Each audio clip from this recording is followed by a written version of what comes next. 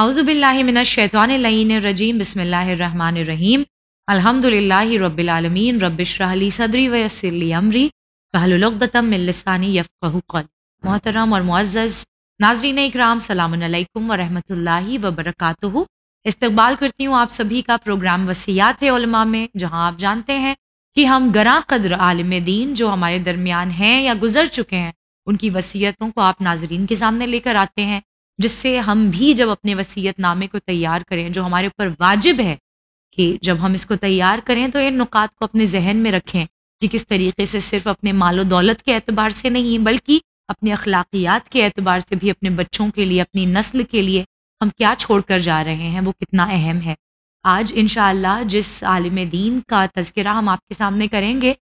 وہ اپنے آپ میں کسی تعارف کے محتاج نہیں ہے، آیت اللہ خمینی، جو اپنے آپ میں ایک ایسا نام ہے جو بہت سارے ناموں پر بھاری ہے۔ آئیے اس گفتگو میں ہمارے ساتھ خواہر عظمی زہرا رضوی موجود ہیں، ان کا استقبال کریں۔ السلام علیکم خواہر۔ وعلیکم السلام ورحمۃ اللہ وبرکاتہ۔ خواہر،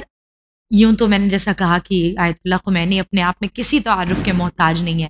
کہ ہمارے گھر کے بچے جو ہیں وہ اس نام سے واقف ہیں، لیکن پھر بھی اگر میں آپ سے کہوں کہ ایک بریف ڈسکرپشن، ایک چھوٹا سا آپ تذکرہ آپ کی حیات کا کریں اور آپ کا تعارف پیش کریں تو آپ کیسے کریں گے؟ اعوذ باللہ من الشیطان اللعین الرجیم بسم اللہ الرحمن الرحیم۔ یقیناً ایک بہت ہی مشہور و معروف شخصیت کی جن کا بہت بڑا احسان ہے، اور یقیناً گمراہی کو ختم کرنے کے اعتبار سے دیکھیں وہی معاملہ کہ جو ہم دیکھتے ہیں کہ جس طرح سے یزید نے ایک طرح سے گمراہی کو پھیلانا چاہا یا لوگوں کے حقوق کو پامال کرنا چاہا، تو وہاں پر مولا حسین سے درس لے کر کے یہی عظیم شخصیت امام خمینی کی، یہ جنہوں نے اپنے زمانے میں وہ انقلاب برپا کیا ہے کہ جس کے ذریعے سے ایک مرتبہ پھر سے اسلام کو جو ہے زندگی ملی، بالکل زندگی ملی ہے، اور زمانے کے سامنے وہ نظام قائم کر دیا کہ جو پروردگار عالم کا نظام ہے۔ آیت اللہ خمینی کے بارے میں اگر ہم پائیں تو آیت اللہ العظمیٰ سید روح اللہ موسوی خمینی رضوان اللہ تعالیٰ علیہ ہے کہ جو بہت ہی عظیم شخصیت، آپ کی ولادت 1320 قمری میں ہوئی، یعنی کہ سن 1902 میں، اور خمین جو کہ قم، شہر قم سے 160 کلومیٹر کے فاصلے پر ہے، اس لیے آپ کو خمینی کہا جاتا ہے۔ جی، کیونکہ خمین جو وہ جگہ تھی جہاں پر آپ کی ولادت ہوئی ہے، وہ علاقہ یا آپ کا جو وطن تھا، تو لہٰذا اس اعتبار سے خمینی آپ کو کہا گیا۔ تو 1320 قمری، قم سے، شہر قم سے 160 کلومیٹر کی دور پر خمین، وہاں پر ولادت، اور وفات آپ کی 1409 قمری، تہران میں آپ دفن ہیں، آپ کا جائے دفن تہران میں ہے۔ اور آپ ایک ایسے گھرانے سے تعلق رکھتے تھے کہ جو دینی اعتبار سے بہت زیادہ مطلب جو ہے دین کی طرف اس کی رغبت تھی، اور ظاہر سی بات ہے ایسی شخصیتیں یک بیک سامنے نہیں آتی، بلکہ بچپن سے وہ ماحول، پشتوں کی محنت ہوتی ہے، بے شک ایک تو شخصیت۔ یہی تو وجہ ہے کہ والدین کو بارہا متوجہ کیا جاتا ہے کہ اگر وہ متقی پرہیزگار ہوں گے تو یہ تقویٰ ان کی نسلوں میں سفر کرتا رہے گا۔ تو والدین کا کردار، ان کی پاکیزگی، ان کی طہارت، ان کا تقویٰ بہت معنی رکھتا ہے۔ تو لہٰذا آپ ایسے گھرانے سے تعلق کہ جو بہت متقی، پرہیزگار اور دیندار تھا۔ آیت اللہ خمینی نے اپنی تعلیم کا آغاز اپنے گھر کے قریب ایک مکتب تھا وہاں سے شروع کیا، قرآن حفظ کرنے سے آپ نے شروع کیا، اور ایک تعجب کی بات ہے کہ 7 برس کی عمر میں آپ نے قرآن مجید کو حفظ کر لیا تھا، یعنی اتنا زیادہ آپ کو قرآن کریم سے عشق تھا۔ اگر آپ دیکھیں تو باقاعدہ بہت سی ایسی کتابیں آیت اللہ خمینی کی جس میں باقاعدہ آپ نے پوری کتابیں قرآن مجید کے اعتبار سے، اس کی فضیلت کے اعتبار سے، اللہ کی اس کتاب کی شان میں جو ہے آپ نے بہت ساری باتیں بیان کر دی، یعنی بہت بڑا عشق آپ کا قرآن کریم سے تھا، جسے ہم بارہا اپنے گھروں کی اس طرح سے بس ہم نے زینت بنا دیا ہے کہ ایک گرد آلود، ایک نشانی ہے کہ ہم مسلمان ہیں تو ہمارے گھر میں قرآن ہے۔ یقیناً یہی تو وجہ ہے کہ اس کتاب کو اب یہ کہا جا رہا ہے کہ مظلوم کتاب، واقعاً وہ بھی ایک صدا دیتی، روتی ہے، جو ہم سے فریاد کرتی، میں ہدایت کے لیے تھی لیکن ہم نے اسے چند چیزوں کے لیے محدود کر دیا۔ آیت اللہ خمینی نے اس کتاب کی طرف اپنے عشق کو ظاہر کیا، 7 برس کی عمر میں حافظ ہو گئے، اور خمین میں کچھ عرصہ رہے، باقی تعلیمات کے لیے قم روانہ آپ ہو گئے، اور پھر وہاں پر آنے کے بعد کئی بڑے علماء کرام سے آپ نے دینی تعلیم حاصل کی، اور جس تعلیم کا اثر پھر آگے آپ کی زندگی میں ہم دیکھتے رہتے ہیں۔ جی خیر، اگر آیت اللہ خمینی کا تذکرہ ہو تو پھر یقیناً بات جو ہے وہ ایرانین ریولیوشن تک ضرور جائے گی، گی، اور آپ کے بنا جو ممکن ہی نہیں تھا اور اکثر جو ہے وہ ہم سنتے تو ہیں کہ یہ ریولیوشن جو ہے وہ آپ کی طرف سے آیا تھا اور آپ نے اتنا بہترین ایک نظام قائم کر دیا کہ دنیا نے مرجعیت کی طاقت کو دیکھا بالکل کہ بالکل کیا مرجعیت اپنے آپ میں کتنی بڑی طاقت شیعت کے پاس مرجعیت نام کی ہے. تو میں یہ جاننا چاہ رہی ہوں کہ ان ڈیٹیل آپ ہمیں بتائیں کہ آپ کا رول، آپ کا کردار تھا کیا دراصل ایرانین ریولیوشن. جی خیر، بے شک یہ سب سے پہلے کہ مرجعیت کا پاور جی زمانے نے بارہا کئی ایسی مثالیں آتی رہی ہیں کہ انسان نے مرجعیت کے پاور کو دیکھا ہے. جی کہ ہم ظالم حکومتوں کو دیکھتے ہیں، بہت سے ایسے ملک ہیں جنہوں نے ظالم حکومتوں کا سامنا کیا ہے اور ان ظالم حکومتوں سے پیچھا چھڑانے کے لیے برسوں لگ گئے، جی. کئی قربانیاں دینی پڑیں، کئی چیزوں کا معاملہ رہا ہے، مطلب برسوں برس بیتتے رہے. لیکن ہم دیکھتے ہیں کہ جو مجتہدین ہیں ہمارے، مرجعیت کا جو نظام ہے، کہ ان مراجع کرام کی طرف سے ایک حکم کا آنا کہ تمام کے تمام متحد ہو کر کے سامنے آ جاتے ہیں. تو یقیناً آج یہی تو وجہ ہے کہ شیعہ متحد اس طرح سے کیوں نظر آتے ہیں. اگر وہ مرجعیت کے اس نظام پر قائم ہے تو وہ جو ہے متحد نظر آتے ہیں. یہی تو وجہ ہے کہ آج دشمن جو ہے مرجعیت پر اٹیک کر رہا ہے کہ مراجع کرام کو اگر ہٹا دیا جائے راستے سے تو اس کے بعد اس کے لیے آسانی ہو جائے گی. اور چند ایسے افراد کی جو اس بات پر توجہ نہیں دے رہے کہ وہ بھی دراصل ایسے باطل یا شر پسند افراد کے ہاتھوں کے کٹ پتلی بن رہے ہیں، اپنے آپ کو ایک پپٹ کی طرح استعمال کرنے دے رہے ہیں اور خود بھی آ کر کے شیعہ ہونے کے باوجود بھی مرجعیت پر سوال کرتے ہیں، مرجعیت کے خلاف اٹھتے ہیں، اس طرح کی باتیں. تو کیونکہ دشمن ان مراجع کو ہٹانا چاہتا ہے. آیت اللہ خمینی کے بارے میں ہم دیکھیں، آپ کا جو وہ ریولیوشن، انقلاب جو تھا ایران کا، یقیناً آج نہ صرف مسلمان بلکہ غیر مسلم بھی تعریف کر رہا ہے کہ واقعاً ایک شخص اتنا بڑا ریولیوشن لا سکتا ہے. ایک شخص جو کہ عالم و فاضل ہے، کہ ظاہراً نظر آتا ہے کہ دینی تعلیم سے وابستہ اس کی زندگی ہے، اہل بیت کی محبت میں نماز روزے یقیناً، لیکن وہ شخص یقیناً کہ حقیقی معنوں میں دیندار وہی ہے کہ جو زمانے میں پھیلی ہوئی برائیوں کو مٹائے. اور اس ذمہ داری کو آپ نے بخوبی انجام دیا کہ جب اس چیز کو آپ دیکھ رہے ہیں کہ ایران کا عالم یہ ہے کہ شاہ کے دور میں کہ ہر طرح کی برائیاں وہاں پر عام تھی. آج جو صورتحال ایران کی ہے کیا ایسی تھی؟ ہرگز نہیں. وہاں پر کسینو بھی موجود تھے، ڈانس بار بھی موجود تھے، بے حیائی، فحشائی، بے حجابی مطلب بالکل عام تھی. ڈانس، گانا، باجا، ہر چیز عام تھی، کوئی ممانعت نہیں تھی. علماء کرام کا کوئی رول نہیں تھا، علماء کرام کی کوئی بات کے لیے سنوائی نہیں تھی، ان کی باتوں کو سنا نہیں جاتا تھا. یعنی شاہ اپنے اعتبار سے جو چاہ رہا ہے وہ کر رہا ہے. امریکہ کے ہاتھوں کا وہ خود بھی پپیٹ بنا ہوا ہے، جو امریکہ کہہ رہا ہے یہ اس اعتبار سے کاموں کو انجام دے رہا ہے. جو تیل کے ذریعے، کاروبار کے ذریعے سے فائدہ حاصل ہو رہا ہے وہ غریبوں تک یا جو ضرورت مند ہیں یا جو ملک کی ترقی کے لیے وہ استعمال نہیں کر رہا ہے. یعنی ہر لحاظ سے دیکھا جائے تو ایران کو ایک بالکل گمراہی کی طرف شاہ نے لے جانا تھا اور لے جا رہا تھا. یقیناً ایسے عالم میں یہ ریولیوشن امام خمینی کا وہ انقلاب برپا کرتا ہے کہ یہی شاہ کہ جو اس طرح سے اپنے پنجے جمائے ہوئے ہے کہ جس کے ہاتھ میں، جس کے ساتھ میں ہم کہیں کہ سپر پاور ہے، لیکن اس کے باوجود بھی ایک شخص اٹھتا ہے، ایک نمازی اٹھتا ہے، ایک اہل بیت کا چاہنے والا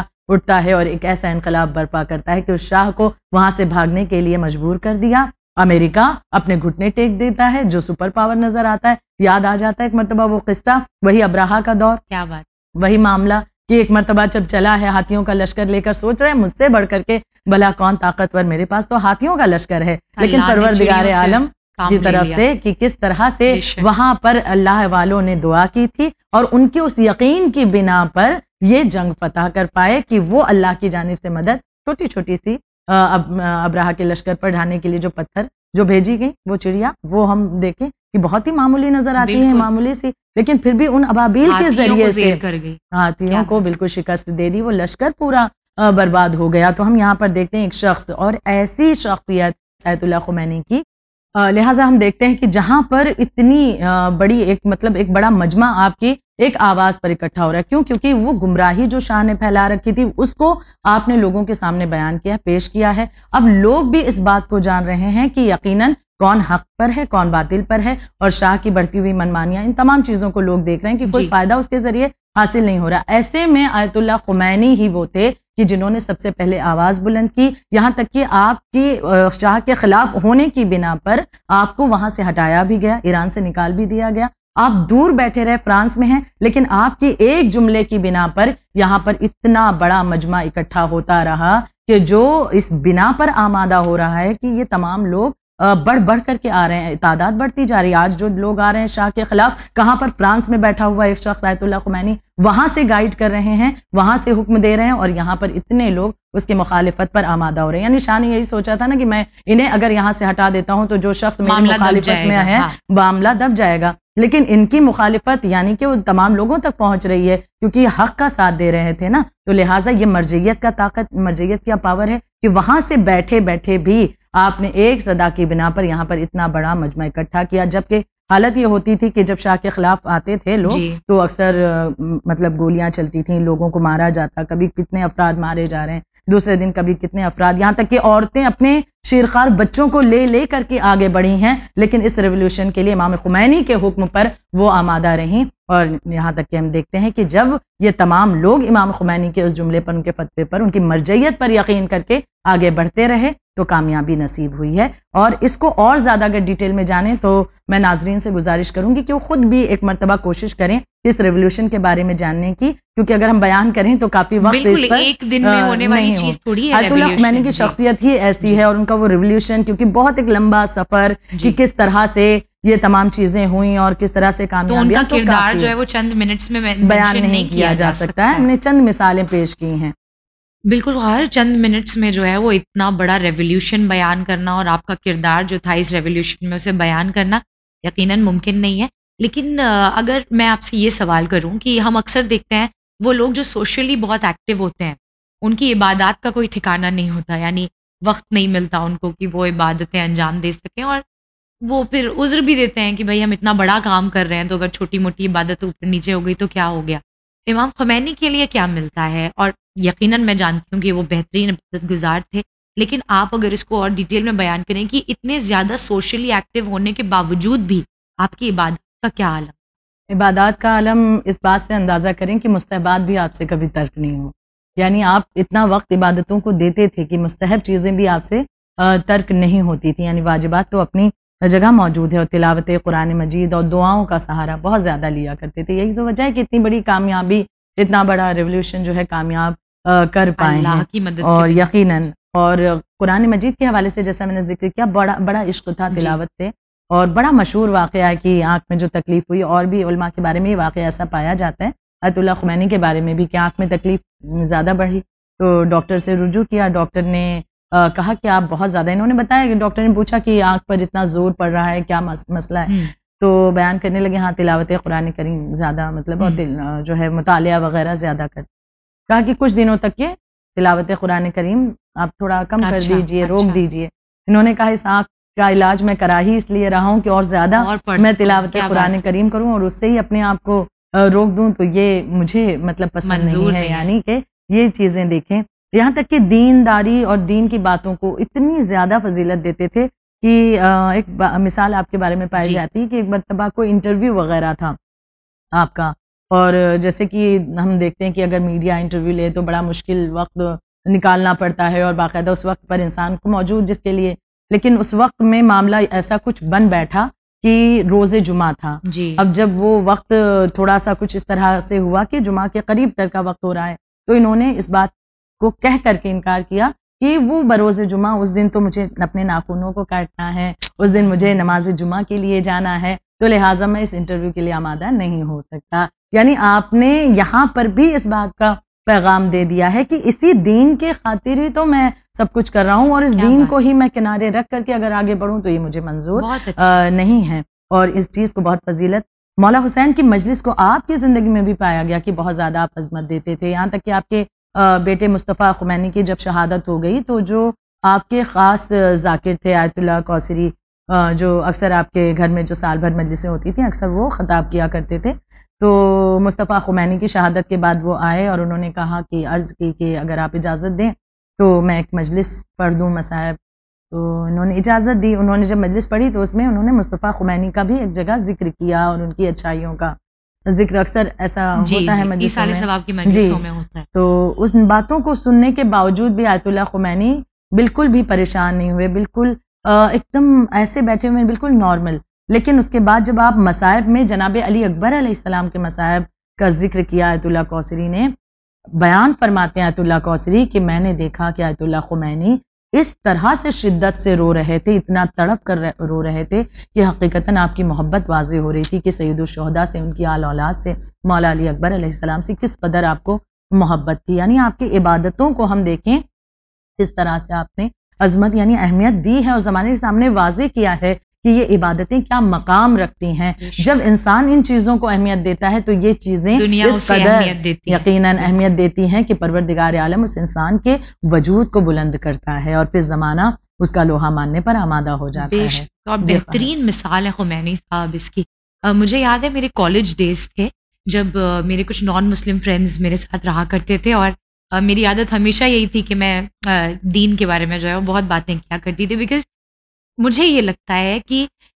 وہ در حقیقت شیعہ ہے ہی نہیں جو اس بات میں پرائیڈ نہ لے کہ علی میرا مولا ہے. تو مجھے جہاں بھی موقع ملتا تھا میں جو ہے وہ اس بات کی فخر لوگوں کے سامنے کرنے لگتی تھی کہ میرے مولا ایسے، میرے مولا ویسے. تو مجھے یاد ہے میں نے ایک بار خمینی صاحب کا تذکرہ کسی فرینڈ کے سامنے کیا تھا تو اس نے فوراً جو ہے وہ گوگل کیا، اور جو ہی اس نے گوگل کیا تو خمینی صاحب کے نام کے ساتھ اتنے سارے پروپیگنڈا سامنے آئے کہ آپ چائلڈ مولسٹیشن کا آپ کے اوپر چارج تھا، عورتوں کے ساتھ جو ہے وہ بے احترامی کرنے کا چارج تھا آپ کے خلاف. اس وقت کیونکہ میں اتنا زیادہ یوں کہہ لیجیے کہ میچور نہیں تھی کہ سمجھ سکوں کہ یہ دراصل پروپیگنڈا ہے آپ کے خلاف. اس قدر ویسٹرن ورلڈ کو خطرہ تھا آپ کی ذات سے کہ آپ کے لیے باقاعدہ پروپیگنڈا رن کیا جا رہا تھا، اور وہ آج بھی گوگل پہ موجود ہے. یہ امام خمینی کی ہی یقیناً ہستی ہے. تو خیر جیسا ہمارا پروگرام ہے وصیت کے اعتبار سے، تو اگر ہم یہ بیان کرنا چاہیں کہ امام خمینی کی وصیت کے اہم نکات کیا تھے تو آپ یہاں بیان فرمائیں. جی خواہر، بے شک عظیم شخصیت کا نام آیت اللہ خمینی ہے. آپ کی محبت لوگوں کے دلوں میں اتنی زیادہ تھی کہ آپ اس بات سے اندازہ لگائیں کہ آپ کے جنازے پر 1 کروڑ کا مجمع تھا. اللہ اکبر. 1 کروڑ کا مجمع معنی رکھتا ہے انسان. یقیناً ہم تصور کریں کہ کتنی بڑی تعداد، لیکن کیا شخصیت تھی کہ ہر انسان بے قرار تھا. ایسا محسوس ہر انسان کو ہو رہا تھا ان کے جنازے پر کہ جیسے ان کا کوئی ایک دم قریبی، کوئی اپنا جس کی کوئی رشتہ داری بھی نہیں ہے، جو دور دور سے کوئی ایسی تعلقات بھی آیت اللہ خمینی سے جس نے کبھی آمنے سامنے بات بھی نہیں کی ہے، لیکن وہاں پر ایران میں اس طرح سے ان کے اس ریولیوشن، ان کے اس احسان کے ذریعے، ان کے علم، ان کے تقوی، ان کے پرہیزگاری کی بنا پر اللہ نے وہ مقام و منزلت عنایت کی کہ جنازے پر بھی 1 کروڑ کا مجمع موجود تھا. آپ نے اپنی زندگی میں ایک بہترین عمیق وصیت نامہ بھی عنایت کیا ہے کہ ایسا وصیت نامہ تقریباً 2 سے 2.5 پنوں کا ہے. اگر ہم پڑھیں ایک ایک لفظ تو یقیناً بہت ہی نایاب گوہر ثابت ہوگا. اس میں سے چند نکات کا ذکر میں آپ کے سامنے کرتی چلوں. وہ شخصیت کہ جس کی پوری زندگی ہی 2 اہم چیزوں کے سائے میں گزری ہے. اپنی وصیت کا آغاز بھی انہوں نے اسی 2 چیزوں کے ذریعے سے کیا ہے. آغاز بالکل آپ نے سب سے پہلے بسم اللہ الرحمن الرحیم آغاز اللہ کے نام سے کیا، اور اس کے بعد جو سب سے اہم چیز آپ نے، جو آپ کی زندگی کا سرمایہ اور پوری زندگی آپ نے اسی 2 چیزوں کی بنا پر ان چیزوں کو بیان کیا کہ رسول خدا صلی اللہ علیہ وآلہ وسلم نے فرمایا کہ میں تمہارے درمیان 2 گرا قدر چیزیں چھوڑے جاتا ہوں، ایک قرآن اور دوسرے میری عطرت یعنی میرے اہل بیت اطہار. آپ نے وصیت کا آغاز ہی اس بات سے کر کے اس بات کو ثابت کر دیا کہ یہ 2 ہی وہ چیزیں ہیں جو کامیابی کی ضمانت ہیں، اور یقیناً یہ 2 چیزیں وہی ہیں کہ جس کے بغیر انسان کے تمام اعمال بیکار ہیں. ایک طرف قرآن ہے لیکن اہل بیت سے دور ہے تب بھی نجات نہیں ہے، اہل بیت سے بڑی محبت ہے لیکن قرآن کو جھٹلا رہا ہے تب بھی اس کے لیے نجات نہیں ہے. اور میں ایک کتاب کا ذکر کرنا چاہوں گی کہ کتاب انوار خمسہ، بہت سی کتابوں میں ذکر کیا گیا کہ قرآن اور اہل بیت کے حوالے سے خود رسول خدا سوال کریں گے اور حوض کوثر پر امت کو 5 حصوں میں تقسیم کر کے لایا جائے گا. اور باقاعدہ بڑی خوبصورت روایت ہے، اور ہر حصے کا ایک علمبردار ہوگا اور اس علمبردار سے رسول اللہ مصافحہ بھی کریں گے، اور اس سے سوال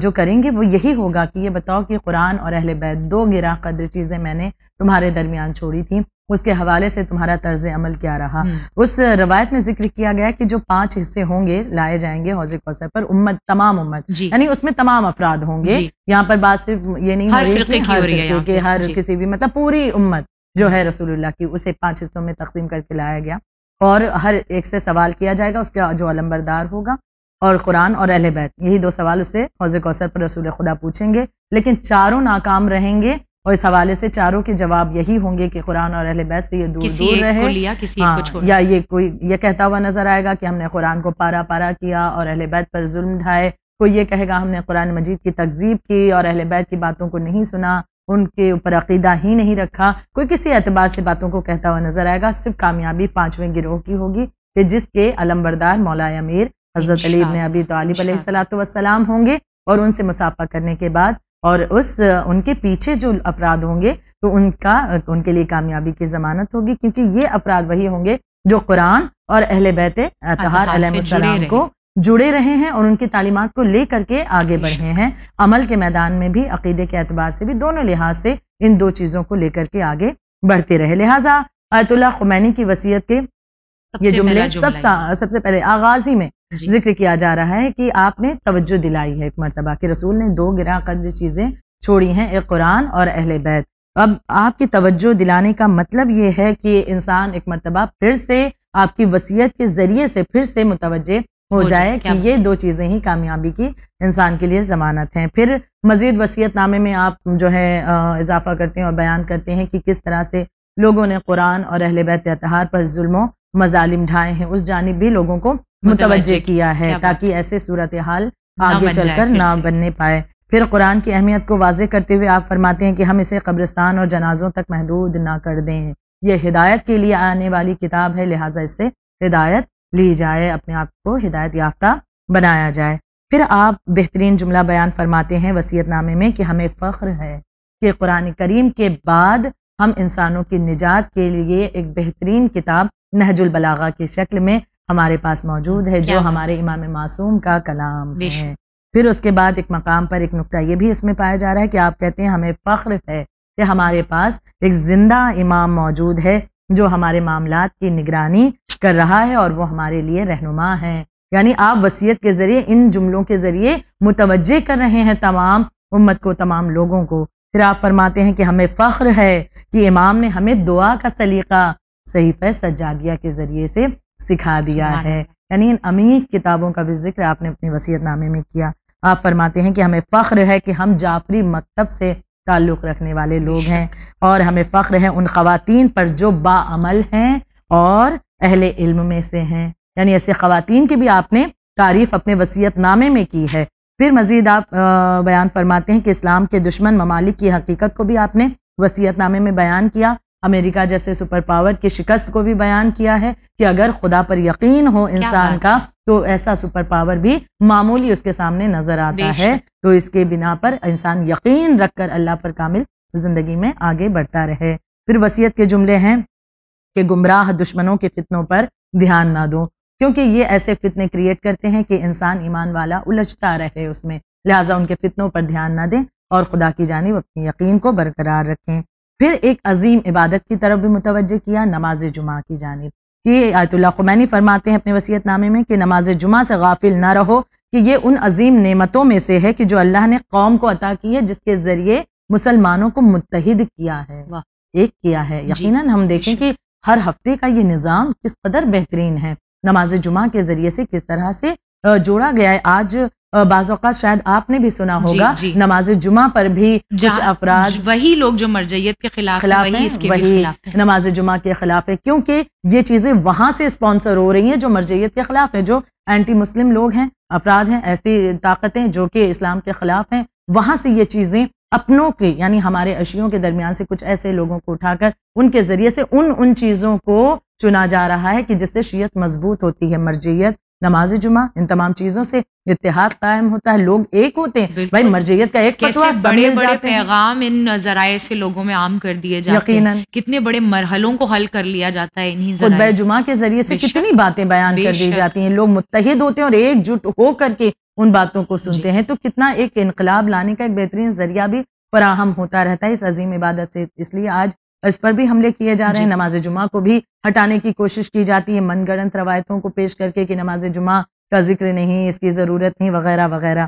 بہرحال پھر آپ نے ائمہ معصومین علیہ السلام کی یاد کو قائم کرنے کی بھی وصیت کی ہے عزاداری کے اعتبار سے کہ آپ کی یاد کو قائم کیا جائے، کیونکہ ان کی یادگار کے ذریعے سے انسان حق و باطل کی بھی تمیز کرنا سیکھتا ہے اور ظالموں کی مذمت بھی اس کے ذریعے سے ہوتی ہوئی نظر آتی ہے۔ پھر آخر میں بہت سے نکات ہیں جی مختصر کرتے ہوئے کہ آخر میں آپ بیان فرماتے ہیں کہ میرا یہ وصیت نامہ فقط ایران کے معزز افراد کے لیے ہی نہیں ہے، بلکہ یہ تمام افراد کے لیے ہے، تمام امت مسلمہ کے لیے، تمام قوموں کے لیے ہے، تمام مظلوموں کے لیے ہے۔ اور آخر میں آپ دعا کرتے ہیں کہ میں دعا کرتا ہوں کہ خدا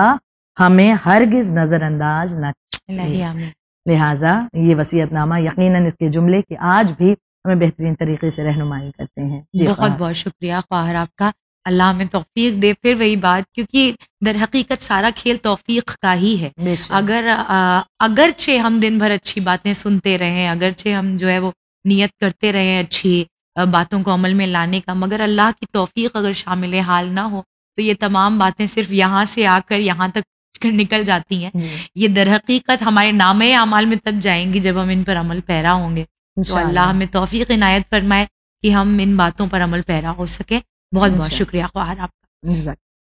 عزیزان گرامی، یہ ہمارا پروگرام وصیات علماء کا آیت اللہ خمینی کے اعتبار سے، جو اپنے آپ میں ایک ایسی ہستی ہیں کہ یقیناً تاریخ ہمیشہ آپ کے کردار کو یاد رکھے گی، اور اگر ایسی شخصیت کے وصیت نامے پر ہم عمل نہ کریں تو پھر یقیناً کوتاہی ہے۔ اور ہمیں فخر ہے اس بات پر کہ آیت اللہ خمینی ہم میں سے ایک تھے، ہماری قوم میں سے ایک تھے، اور پروردگار عالم سے دعا گو ہیں کہ وہ ہمیں توفیق عنایت فرمائے کہ ہم بھی کچھ حد تک اس کردار پر عمل پیرا ہو سکیں، اور اگر نہ بھی ہو سکیں تو کم از کم اپنے آنے والی نسلوں کے لیے ایک بہترین وصیت نامہ تو چھوڑ سکیں، کہ ہماری حیات کا نامہ اعمال ختم ہونے کے بعد بھی جب ہم قبر کی منزلوں میں ہوں تو ہمارا نامہ اعمال ہماری وصیت نامے کے طور پر ہماری اولادوں اور ہماری نسل کے ذریعے سے کھلا رہے۔ انشاءاللہ دوبارہ حاضر خدمت ہوں گے پھر کسی اور عالم دین کی وصیت کو لے کر۔ دیکھتے رہیے چینل ون۔ میں سید نظر فاطمہ لیتی ہوں آپ لوگوں سے وداع۔ فی امان اللہ۔